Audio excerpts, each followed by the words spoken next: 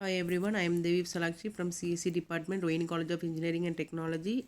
Here we are going to discuss about the subject Computer Architecture and Organization. In this we are going to discuss about the unit IO systems and future trends. So from the fifth unit we are going to talk about modes of transfer. In this we are having three types of modes of transfer. First one is the programmed IO, interrupt initiated IO, direct memory access. So first we can see about the programmed IO. Programmed IO operations are the result of IO instructions written in the computer program. Each data item transfer is initiated by an instruction in the program. Usually the transfer is from to and from the CPU, register and peripheral. So this is the data transfer from IO device to the CPU. So in this we are having the CPU as well as the IO devices. So in between we are having the interface, that is a data register as well as status register. So status register we are having the flag bit. So how it will be, the CPU, the interface will be communicated means with the help of the data bus as well as the address bus. Once the data bus send the data to the CPU, then it will send the address bus to the interfaces. In this we are having the input output read option as well as the input as well as write operation.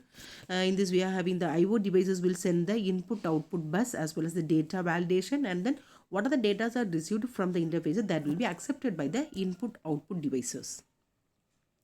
This is a flowchart for CPU program in input data. In this we are having read data register, check flag bit. If the flag bit is 0, again we have to move on to the read data register. If the flag bit is 1, then we have to move on to the read status register, transfer the data to the memory. Operations complete. If the operation is completed, then we can move on to the program. Otherwise again we have to move on to the read data register. So first example we can see reading data from a keyboard or a mouse where the CPU continuously polls the device for key presses or mouse movements. Writing data to a printer where the CPU initiates the print operation, checks the printer status and transfer data in small chunks. Drawbacks, it is very inefficiency as well as a limited concurrency. So interrupted initiated IO. Interrupt initiated IO is an input output method where an input output device signals the CPU by sending an interrupt request when it needs to transfer data rather than the CPU constantly polling it. The CPU suspends its current task, execute an interrupt service routine to handle the task transfer, and then resumes the original program.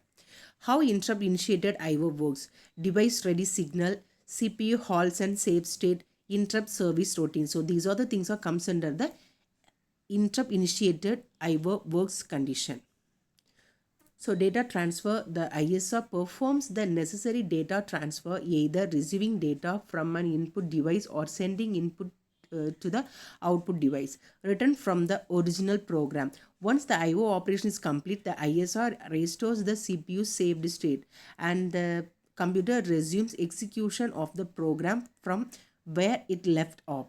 The main advantages of this one is that this is very efficiency, responsiveness as well as the resource utilization.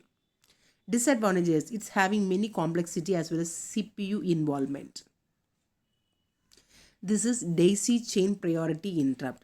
In this we are having the priority data bus, interrupt request, interrupt acknowledgement. So in this we are having the vector address device as well as vector device 2, vector address device 3. In this thing we are having this one, that devices will be continued, the next device will be connected, and then in this we are having the CPU. So within the CPU we are having the interrupt signal as well as the interrupt request signal as well as the interrupt acknowledgement signal. Once the VAD device is sending the interrupt request to the CPU, that will be received that one, and then again it will be send the interrupt acknowledgement to the VAD device. Then it will be processed and then everything will be executed recording that. So this is the parallel priority interrupt. So in this parallel priority interrupt, we are having the interrupt register and then we are having the interrupt encoder.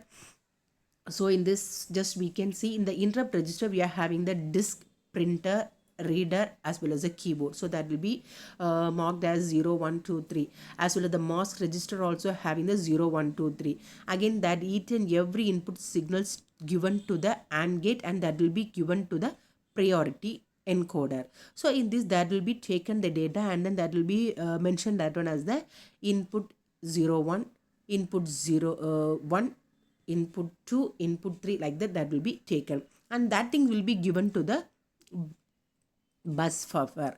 And then in this, we are having the interrupt to the CPU, interrupt acknowledgement from the CPU. Once it's sending the interrupt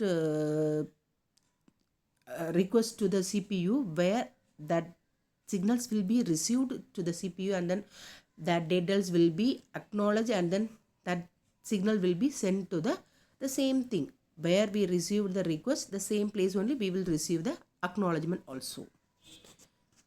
Thank you.